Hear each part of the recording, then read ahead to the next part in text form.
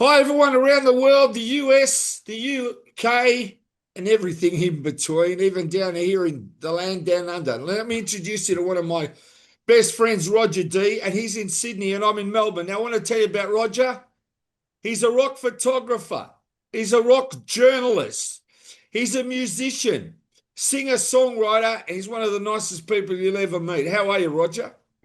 I'm great. Yeah, you forgot to mention I'm an actor as well. I'm sorry, you're an actor. Okay, go Yeah. for it. Now, Okay. listen, Yeah. you've been doing quite a few interviews now about your songs. So tell everybody about your songs and where they can find your songs and just fill everybody in. Okay. Over the last few years, I've been writing a lot of songs, and during my whole career, I've been writing songs, but I've decided not to do any more covers and just to do my own songs. So I've been touring Sydney, playing 4 nights a week, all over the place, doing my original songs. Now, they can be found on SoundCloud, Roger de Lernia, or you can find the music of Roger D, the home of Roger D's music on YouTube, and you can see my film clips. You'll see live clips, and you'll see film clips that I've made of songs there. So I've been doing quite a lot actually. I've been 4 nights a week. It's been grueling, but it's been good because I've had some great reception. Had a standing ovation on Tuesday night, which was really good. I think it was because I had a really good grungy band just before me, and I'm just one person. I had to go on after them. So I thought, oh, I'm going to have to really kick ass here. And I did. I decided to change my whole set and put all my rock songs into the set. And the young people just went, oh my God, this guy's great. And they stood up and they applauded. And it was really lovely. And considering it that they were 18 to 20, I was really happy to see that. That was great. Do you want to direct them to a special video that you've got on YouTube? Any particular one you want them to go and Um, see? yeah, the time I spent with you is one of my favorite songs. The story is I have a beautiful, wonderful, amazing partner. We've been together now for the last 5 years, and I thought, wouldn't it be great to have a time machine to be able to go back to that time when you first meet someone? It's something magical when you meet someone, you go, "Oh my God, this is the person." And the idea of the song was, if I had a time machine, I'd like to go back to that time and relive it every day because it's such a wonderful moment, and that's what that song's about.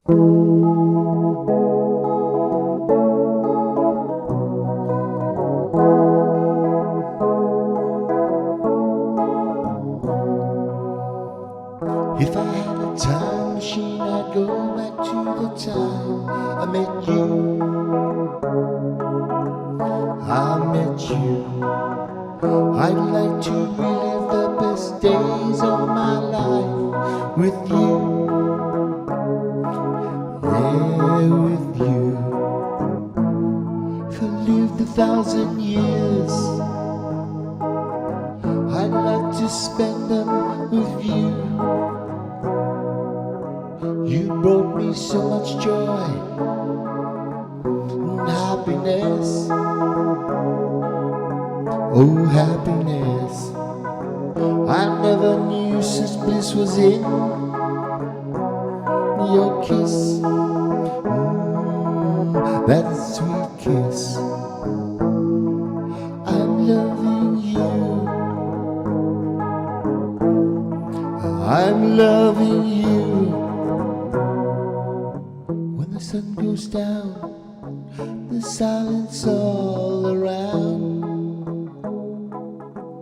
I hear you, all the things you said were true. They were true. You never lied to me. I never lied to you. That's true.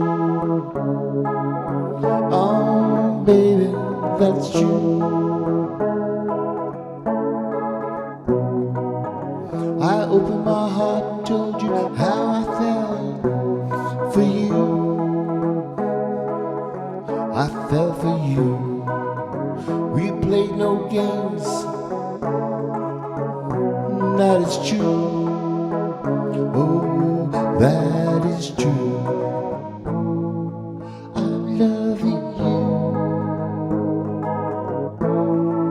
I'm loving you. If I could make time stand still, I'd spend every moment with you. Every moment with you. Every moment with you.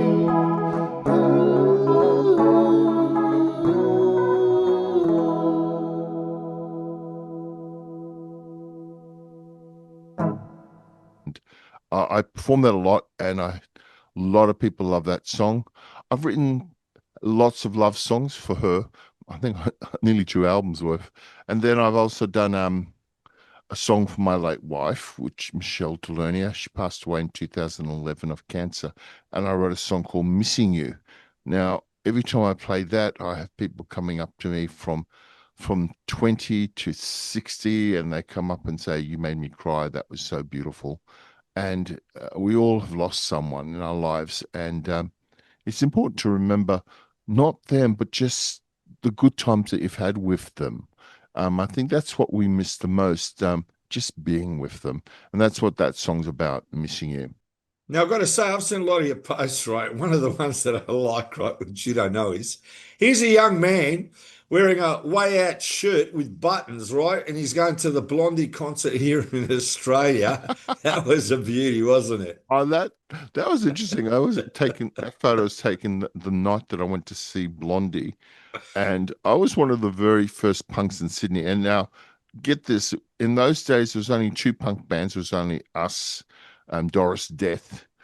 That ironically, I'll tell you a story about that in a moment, and Radio Birdman. And so I was wearing a punk T-shirt with torn sheet with safety pins and buttons and all that. And I was an out and out punk, and there was very few of us. I think there's maybe 500, 600 real punks in Sydney. And I got invited to go see the Blondie in concert.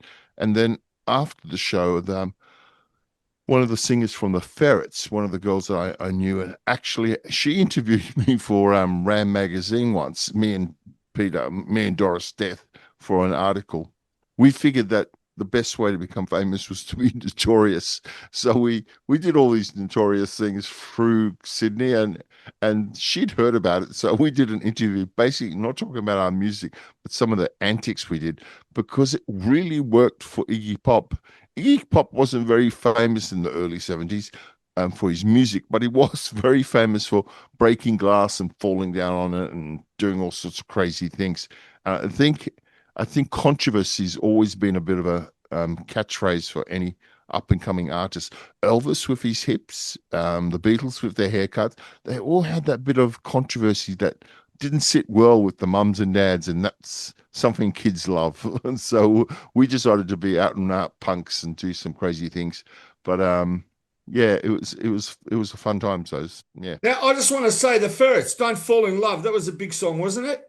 Yeah. I was so surprised. See how I remembered? Yeah, well, because last time I saw her, I was sitting on a double bed and we were talking and did the interview. And next thing I know, I'm watching Countdown, and there she was, and she was such a lovely girl.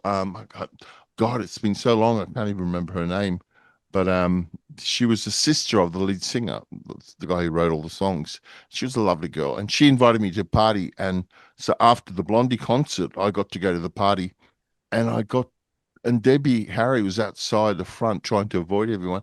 And I was out there as well, getting a bit of fresh air because I don't smoke, and there's a lot of smoke in the place. And we started chatting, and we chatted for nearly an hour. She was lovely. She was really nice. She was more worried about her 3 cats in New York than she was about anything else at that time. Now, I've got to say, right, tell me just this. I'm a big fan of the Angels, and I want everyone around the world to look up the Angels from the 70s, right? Australian band. They had another name in the States, right? As well. Yeah, They were known Angel as City. Angel Angel City. City in America. I've got the cassette. I actually got the American cassette, Angel City, somewhere in my collection. Now, Because people I don't know remember. that the Angels were the opening act for AC/DC, and they were also under the Alberts, right? The same production company as the AC/DC, and that was in Sydney. And then what happens Yes, is they left Alberts, big mistake, big and mistake. AC/DC just went on powerhousing. But I got to say, and this is true, I like the Skyhooks. I've got the Australian bands I love, but I've got to say, the Angels to me, as far as songwriting goes and performance, and Doc Neeson and the original Angels, I just want to say, to me, they're just Australian standouts. To me, they're just like, to me, the number one. It's the songs that you can't beat, Roger. I spent a lot of time with Angels. I took photographs of them and knew them very well at the very beginning of the recording career. Like they'd been together and they were calling themselves the Keystone Angels, if you Yeah, remember that. They were yeah, sort of a jug band or yeah, something. that's right. And then they changed everything around and Doc was on bass, if I remember correctly. And they said, no, we'll put Doc on vocals and we'll get someone else on bass and blah, blah, blah. And I met them then. They were wearing leather jackets and leather black pants and black t-shirts, looking a bit like the Young Beatles in Hamburg. And I went along to see them, and oh my God, there was the unison, the tightness of the band. It just blew you away. And I used to go see them quite a few times, and I was taking photos, and I showed the photos, and they said, "These are great." And they asked me to take photos one night at Checkers. So I did those, and one of those photos ended up becoming the poster that all the Angels fan had in their bedrooms. But they were so powerful. But also they seemed to quickly change. When I went to their place, I noticed on the wall they had all their stage costumes, and they said, "Oh, that was that period, that was this period." They seem to have changed their image every 6 months until they found something that worked. And the image that I met them were they were wearing leather and black t-shirt. The next image was the image that caught everyone's imagination, was that the guitarist would wear black t-shirts and jeans, but the singer would wear a cravat, a vest, and trousers, and it just looked so different visually. But Doc Neeson, sweetest, lovely guy. He was a lovely friend, and he was someone I held very closely. And every time I saw Doc, he would always address me by my name, and he knew who I was, and I really loved him. He had a very beautiful soul, but when he got on stage, he just went for it, and he was a great stage man. He was a great showman. And in rock and roll, I think being a great showman is so much more important than being the best singer, being the best guitarist. Being a great showman, um, people remember. People remember being entertained by that person. Like Mick I Jagger. like Mick Jagger, even Gary Glitter. Gary Glitter Yeah, was never a great singer, and neither was Johnny O'Keefe. But something that they all had was that they were really good at getting the audience involved in what they were doing, yep. and they talk to the audience, which is something I try to do all the time. Some artists, unfortunately, aren't very good talkers, and I'm lucky that I've had a theatrical background, so I've done a lot of talking on stage, and I've done improvisation as well, which also lets me feel free to talk. But some musicians really get up and they mumble and they don't know what to say. They're They're introverts. introverts and they've got to go on stage and perform their songs. They're good at their songs, they're great songs, but they don't know how to connect with the audience. And I think it's always important to do that. So I always preface any of my songs with a story of why I wrote that song and what the song's about. And this gives you a bit of a connection. I learned that from Don McLean, American Pie. I saw him twice in the early 70s. He used to go on stage with acoustic guitar by himself. And he used to just do all those beautiful songs, Vincent, Starry Starry Night, and American Pie, and Castles and all these beautiful songs. But he always told a bit of a story, and he made you feel like you were sitting in a living room with him, listening to him tell you about his songs. And so by the end of the evening, you felt like you were not in a concert hall, but you were in a living room and you were with a good friend who's playing your songs. So Yeah, one on one. You feel like one it's on one one, on one. and there's a special connection that the Angels had with their fans, because Doc had a way of dramatizing everything. Yeah, Okay, folks, this is it, over the hill, over the top. over the top. Yeah, These are not things that most bands say. And John Lennon would say it too sometimes in the studio, and just to sort of have a bit of fun, he would yeah, I know. introduce intro songs. But Doc on stage, he was so charismatic. You could not take your eyes off of him. Yeah. It's like Michael Hutchinson, but Yeah. Michael was also a bit of an introvert. He could lash out and sing a song, but he was also very inward. And he, Yeah. at the beginning of his career, was very shy and very Yeah. pimply. But Doc dictated to the public. He told them what to do. He was like Yeah, the but orchestra leader. That's what it was. Doc, actually, that's the thing. That's what Johnny O'Keefe did. That's what Gary Glitter did. That's what Doc did. He would basically take control of that Yeah, that's right. audience, That's right. and they did what he wanted to do, and they were willing participants in the mayhem and the Yeah. joy of all that. It was great. Now, I've got to say something quickly about the Angels, right? What Yeah. happens is my introduction to the Angels was this. Here in Melbourne, there's a suburb called Abbotsford. Anyway, we knew a friend called Nick, went to his house, and he's got every single Angels record, and he's playing them to us, right? And then we ended up walking to the Collingwood Town Hall because the Angels were playing. So I actually faintly remember going to see the Angels at the Collingwood Town Hall. Wow. When was that? 70s. It's the 78? 70s. That's right. Yeah, because they were so amazing. It's a blur. It's a blur. It's a blur. They actually played support to David Bowie on his Serious Moonlight tour, which was 1982 or 83. The Angels were brilliant, and they worked up themselves into this brilliant sound, and it was so powerful. But like AC/DC, who also did the same thing, but with the Angels, people sort of said, "Oh, well, we've heard that before," and they started not becoming as popular. And even AC/DC didn't seem to be as popular. But the thing with AC/DC, they were smart in that they moved around. They went to Europe, they went to Barcelona, they went all over the world. And so everyone was still sort of getting used to them and learning about them. Well, the Angels stayed here for a long time. And then when they did go to America, and with that new manager, that was like, if you've seen in the documentary, it was quite tragic for them. They put everything on the line, and they didn't do too well. But God love them. They were such a great Australian band, and they were so original. Well, here's two Like stories. AC/DC. I believe Yeah. in France, right, that they were a support act to some big artists. And then Oh, right. the big artist or whatever turned around and said, right, the Angels aren't going on because they're going to upstage us. They're not playing. Right, that's one story I heard. And the other thing is, I've got to say something about AC/DC.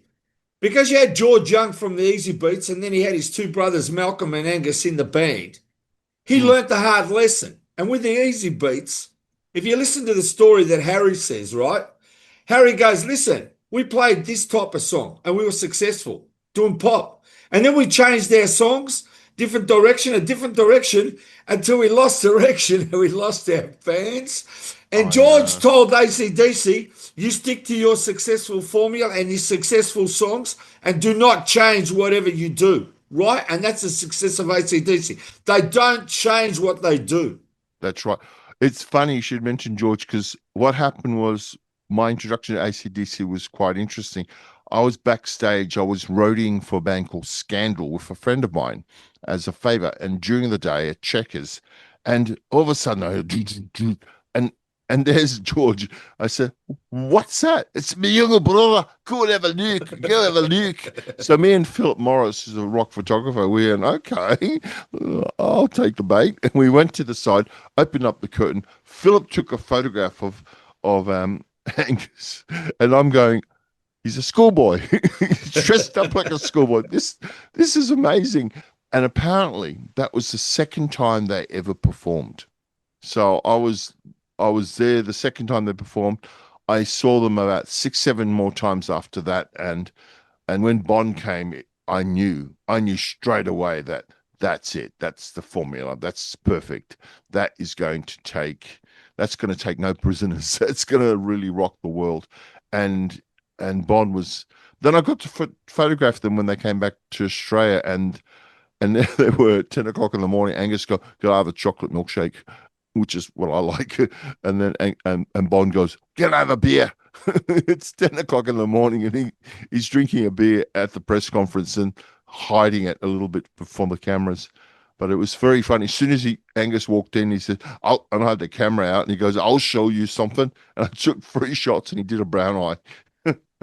And you got those photos? You got all the Oh yeah, photos? yeah. I had them on my exhibition when I in the history of I did an exhibition in 2016. It was called The Legends of Rock, and I had the 4 photos of him saying, "Here it is," and then he does the brown eye.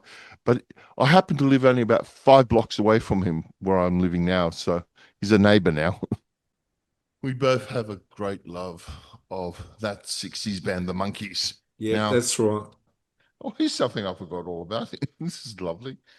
I got this promo photo from Davy Jones himself. That's a He beauty. gave me this, and then he gave me a signed one as well.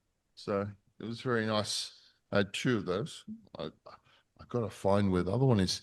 I did this book. Yeah, show the book. I've got that book too. Tell us about Yeah. how you came to do that book, because no one knows in the States. What happened was Glenn Baker and I started talking about the Monkees backstage. Now, Glenn was managing a friend of mine. He was in a band called Cheek, and I was backstage, and Glenn and I were just chatting. Oh, I said, I love the Monkees, but no one ever takes them seriously. Oh, I love the Monkees too. And we were talking about how great the songs were and the albums were, and how brilliant everything was, because it was well produced, it was well thought out, and they were great songs. And so we started talking about it. So he knew I was a big Monkees fan. And then one day he said, I'm going to do a Monkees book. So, Yeah. oh, great. He says, you're going to help me. I said, okay. Says, and so he borrowed my Monkey cards. He borrowed my Monkey annuals. He borrowed a whole bunch of stuff.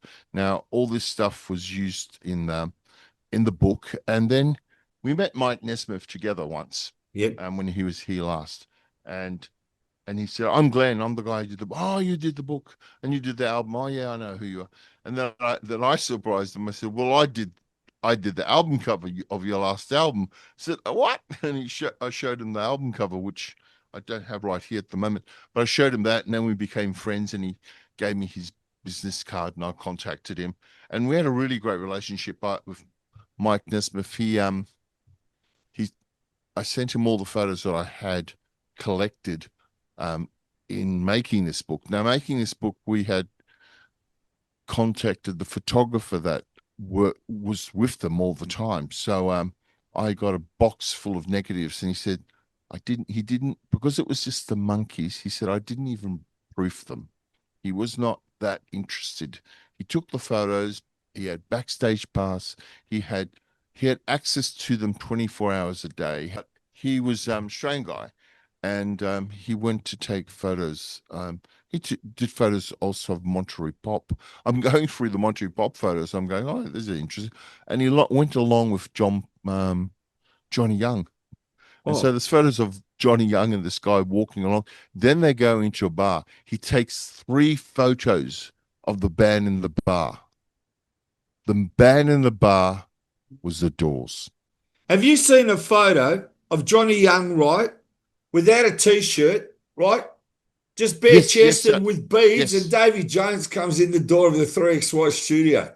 Have you yes. seen that? Yeah, I know. They were part of the photos Yeah. that I printed And what up. about from the 68 Festival Halls? You got photos of that, or the Sydney concert? I think it's hard to tell because they're concert photos. Okay. So it just looks like the same setup in every concert. Yeah, because in I'm the annuals, I'm assuming just that the saying, in the concert songbooks, the Australian songbooks, there's photos there from the concerts. Did he contribute to those songbooks? those are the photos that I had printed up for the book. Yeah. And I also, because I had them, I scanned them and gave them to Michael Okay. Nesmith. And he was like, oh, these are great memories. These are lovely. There was one photo that was a bit sad, was a photo of Mickey Dollins's wife going through Sydney Airport. And I said, why is that so sad, Michael? And he said, well, his wife died. And so he hadn't seen that photo. So it made him a little sad, I think. But the photos were some of the photos were used, a lot of them in the book, and some of them weren't, and then some of them used in the double album Monkey Mania. And Glenn did something that no one else had done. He took the live version directly from the film soundtrack of Circle Sky, and as you know, on the album head they used a studio version, but as we both know, the live version from the film was so much better and so more exciting. Glenn had to put that in there. He also put a few other tracks that hadn't been on anything else. The research that he did was amazing. Like, even if you didn't have the book and you just bought the album, just the notes, I think it was 700 or 500 word essay on the monkey. I also took photographs. I was the only photographer that took photos of Michael Nesmith in 1977 when he came to Australia to do a tour on the back of Rio. Yeah. And so I was the only one there. So Glenn used my photos in the story in Ram magazine. Ram magazine used some of the photos. Then there was one moment at the very end of the concert. If you know what that concert was like, it was very laid back, very country style. Is that where the fan guitar. runs up and grabs him? Grabs. I took that photo and he liked it so much he had it printed and blown up and put on his wall in his See, I office. knew which one it was. That girl comes up and grabs so him. I took that photo and it was just like end of the night. I just had enough film to take 2 or 3 more photos, and that happened. And I was so quick. And that's the thing about rock photography. It's most photos are pretty mundane. A lot of them are like this. You can't even see the person's face. But with that concert, I got some great shots, and he got them all. And then his company ended up using them on a couple of albums. So I had one front cover album, then I had another album CD that came out. I had 5 of the photos, which was great. So he asked me, he says, "Oh, these are great. You've been so wonderful. What can I do for you, Rog?" I said, "Right, Michael, I love you. You know that." And I said, "Look, all I want, just sign me your latest album and send it to me." So this is what he sent. And it's the Mike and Mickey Show. Yeah, that's right. I've never seen this in the record shops. I've never seen this in any shop. It was a double album. Yeah. And what did he actually sign? I'm interested to know what he actually signed on the front for you. He signed for Roger, Yeah. Best, Michael Nesmith. Okay, great. Before I go, yeah, this is my Monkeys album signed by all 4 Monkeys. Oh, that's fantastic right there. Isn't that great?